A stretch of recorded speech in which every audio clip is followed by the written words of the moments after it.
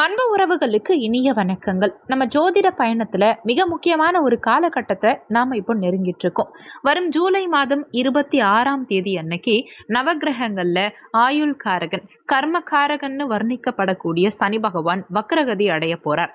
இந்த வக்ர நிலை டிசம்பர் 10ஆம் தேதி வரைக்கும், அதாவது சுமார் 137 நாட்களுக்கு நீடிக்க போகுது.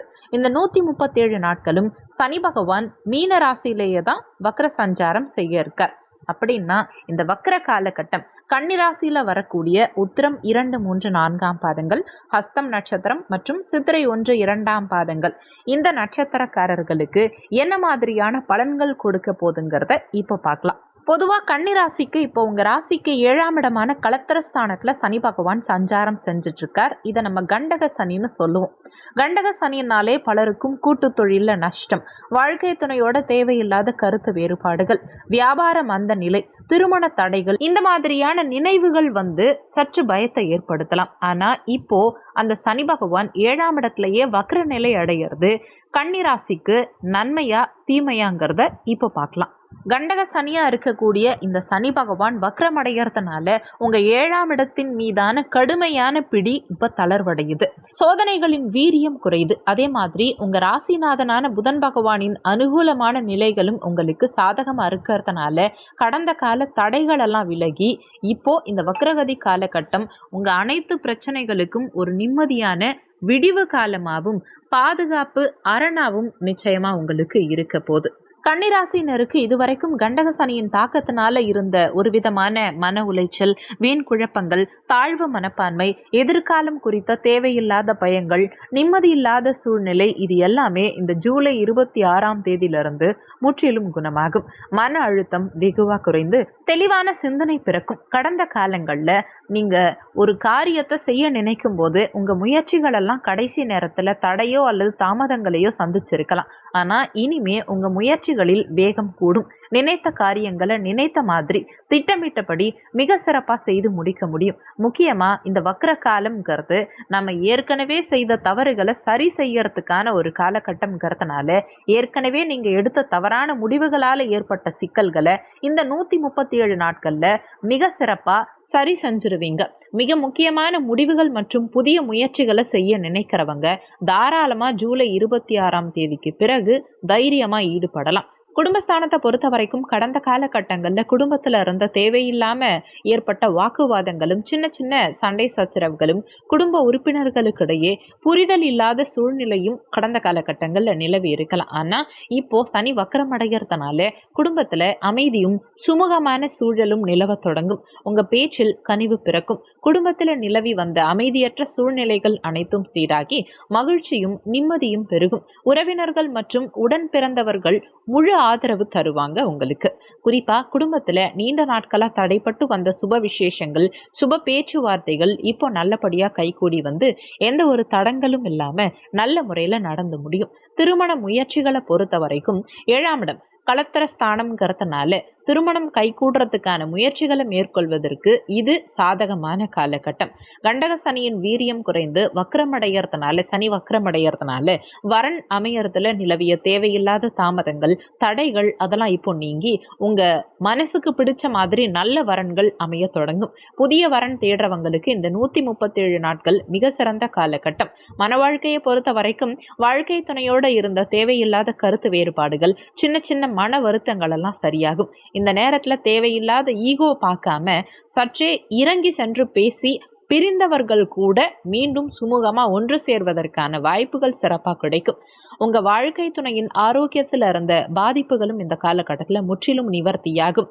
7ஆம் இடம் கூட்டு தொழில குறிக்கிறதுனால ஏற்கனவே பார்ட்னர்ஷிப் முறையில தொழில் செஞ்சுட்டு இருக்கவங்க தங்களுடைய பார்ட்னர்ஷிப் அமைப்புல ஏதாவது குளறுபடிகளாவோ அல்லது பண பரிவர்த்தனைகள்ல சந்தேகங்களோ அல்லது தொழில் மந்த நிலையோ இருந்தா அது எல்லாம் விலகி பார்ட்னர்களுக்கிடையே நல்ல புரிதல் உண்டாகும். கூட்டு தொழில் இப்போ சற்றே எழுச்சி பெற தொடங்கும். ஆனா இந்த வக்ர காலகட்டத்தில் புதிய பார்ட்னர்ஷிப் முறையில் பெரிய அளவிலான முதலீடுகளில் தொழில்கள் எதுவும் அவசரப்பட்டு தொடங்க வேண்டாம். ஏற்கனவே இருக்கும் தொழிலில் திருத்தங்கள் செய்து வளர்ச்சி காணலாமே தவிர புதிய கூட்டு தொழிலுக்கு நேரம் அந்த அளவுக்கு முழுமையாக இப்போ சாதகமாக இல்லை. உத்தியோகத்தை பொறுத்த வரைக்கும் கடந்த சில மாதங்களாக வேலை பார்க்கும் இடத்துல கடுமையான உழைப்பை கொடுத்தும் அதற்கேற்ற ஊதியமோ அல்லது உரிய அங்கீகாரமோ கிடைக்காத ஒரு விரக்தியான சூழ்நிலையும் உங்களுக்கு பெரும் திருப்தியின்மையை கொடுத்திருக்கலாம். மேலதிகாரிகளோட முரண்பாடுகள் ஏற்பட்டு வேலையை ராஜினாமா செஞ்சிடலாமாங்கிற எண்ணம் கூட ஒரு சிலருக்கு வந்திருக்கும். ஆனா இந்த வக்ர நிலை உங்க உத்தியோக பிரச்சனைகள்ல ஒரு நல்ல நிவர்த்தியை கொடுக்கும். வேலை பார்க்கும் இடத்துல உங்க திறமையும் உங்க விடாமுயற்சியும் மேலதிகாரிகளுக்கும் சக ஊழியர்களுக்கும் புரிய வரும். உங்க உழைப்புக்கான அங்கீகாரமும் பதவி உயர்வும் உங்களுக்கு தாமதம் இல்லாம உடனடியா கிடைக்கும். வேலை மாற்றம் செய்ய விரும்புறவங்க கூட தாராளமா இப்ப மாற்றம் செய்யலாம். ஆனா புதிய ஒரு வேலையை நிச்சயமா உங்களுக்கு கிடைக்கும்ங்கிறத உறுதிப்படுத்திக்கிட்ட பிறகுதான் ஏற்கனவே இருக்கும் வேலையை ராஜினாமா செய்யறது புத்திசாலித்தனம். அதாவது அப்பாயின்மெண்ட் ஆர்டர் வாங்கிட்டு அதுக்கப்புறம் பழைய வேலையை விட முயற்சி பண்ணுங்க. அவசரப்பட்டு இருக்கும் வேலையை விட்டுடுறது நல்லது கிடையாது. சொந்த தொழில் செய்யறவங்களுக்கும் தொழில இருந்த தேக்க நிலை மாறி புதிய ஆர்டர்கள் மற்றும் வாடிக்கையாளர்களின் வருகை அதிகரித்து நல்ல மேன்மை உண்டாகும். பொருளாதாரத்தை பொறுத்த வரைக்கும் கடந்த காலகட்டங்கள்ல தேவையில்லாத வீண்விரைய செலவுகள், கையில் பணம் தங்காத ஒரு நிலை இதெல்லாம் இருந்திருக்கலாம். ஆனா இப்போ சனி வக்ரமடையறதுனால அனாவசிய செலவுகள் கட்டுக்குள்ள வரும். புதிய வருமான வழிகள் உங்களுக்கு பிறக்கும். பணவரவு கணிசமா உயரும். அதனால வரும் வருமானத்தை வீணடிக்காம சேமிக்க பழகுங்க.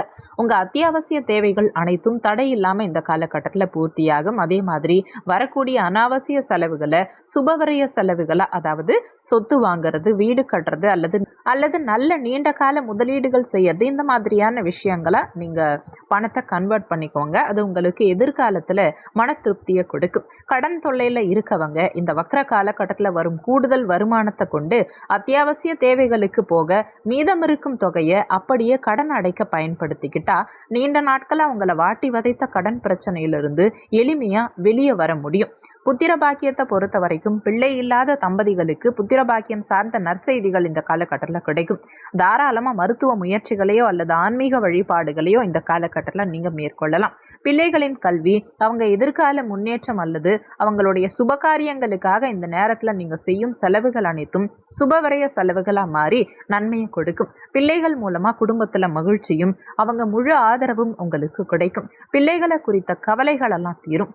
உடல் மற்றும் மன ஆரோக்கியத்தை பொறுத்த வரைக்கும் இதுவரைக்கும் இருந்த சோர்வு, மந்த நிலை, ஒருவித அனிச்சையான பயம், சுறுசுறுப்பு இல்லாத மனநிலை, இது எல்லாமே விலகி உங்க செயல்களில் நல்ல கவனமும் உற்சாகமும் பிறக்கும். ஓவர் திங்கிங்கிற அதிகப்படியான சிந்தனைகள் குறைந்து மனம் சாந்தி அடையும். நீண்ட நாட்களா இருந்த நரம்பு சம்பந்தப்பட்ட உபாதைகள், கை கால் வலி, இதெல்லாம் இப்போ குறைய ஆரம்பிக்கும்.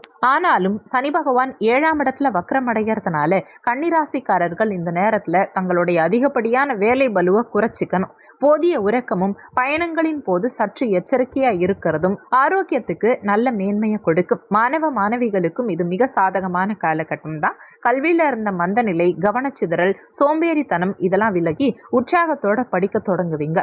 கடந்த காலகட்டங்கள்ல இருந்த ஞாபக மறதி சார்ந்த பிரச்சனைகள் இப்ப சரியாகி படிக்கிறது அப்படியே மனசுல பதியும். சிந்தனை தெளிவும் கல்வியில நல்ல மதிப்பெண்களை பெறும் மேன்மையான சூழலும் பிரமாதமா வளர தொடங்கும். ஒட்டுமொத்தமா பார்க்கும்போது இந்த சனி வக்ரகதி காலகட்டம் கன்னிராசிக்காரர்களுக்கு பழைய கண்டக சனியின் தடைகளை நீக்கி நீங்க எடுக்கும் முயற்சிகளை வெற்றியாக்க போகுது. இந்த 137 நாட்களை சரியான முறையில பயன்படுத்தி உங்க பழைய பொருளாதார மற்றும் குடும்ப சிக்கல்களை தீர்த்துக்கோங்க. ஆனால் முக்கியமான விஷயம், வீடியோவில் சொல்லியிருக்கக்கூடிய பலன்கள் கோச்சார ரீதியிலான பலன்கள். கோச்சார பலன்கள் யாராக இருந்தாலும் வெறும் 20% தான் வேலை செய்யும். மற்றபடி 80% நம்ம சுயஜாதகப்படி தான் வாழ்க்கையில் என்ன நடக்கணும், எப்படி நடக்கணுங்கிறது முடிவாகும். உங்கள் சுயஜாதகத்தில் இப்போ உங்களுக்கு என்ன தசா புத்தி நடக்குது, தசாநாதனும் புத்திநாதனும் எந்த நிலையில் சஞ்சாரம் செய்கிறாங்கங்கிறத பொறுத்து உங்கள் வாழ்க்கையில் நடக்கிற நிறைய விஷயங்களில் மாற்றங்கள் இருக்கும். உங்கள் சுயஜாதகத்தில் இப்போ உங்களுக்கு நல்ல யோக தசா நடக்குதுன்னா இந்த வக்ர காலகட்டம் உறுதியாக உங்களுக்கு உங்களுக்கு 100% நற்பலன்கள் அள்ளி கொடுக்கும். அதுவே உங்களுக்கு 6, 8, 12ஆம் இடத்து, அதாவது மறைவிடத்து அதிபதிகளுடைய தசாவோ அல்லது அவயோக தசாவோ நடக்குதுன்னா இந்த வக்ர காலகட்டத்திலையும் உங்களுக்கு பெருமளவில் முன்னேற்றங்கள் தெரியாம சில போராட்டங்களுக்கு பிறகுதான் வெற்றி கிடைக்கும்ங்கிறத நீங்க புரிஞ்சுக்கணும். அதனால உங்க சுயஜாதகத்தை ஒரு முறை நீங்க பகுப்பாய்வு பண்ணிக்கிறது நல்லது. சுயஜாதகம் பார்க்க நினைக்கிறவங்க ஜாதகம் பார்க்கன்னு கொடுத்திருக்க வாட்ஸ்அப் நம்பருக்கு வாட்ஸ்அப் பண்ணுங்க. நன்றி. மற்றும் ஒரு நல்ல பதிவோடு மீண்டும் உங்களை சந்திக்கிறோம்.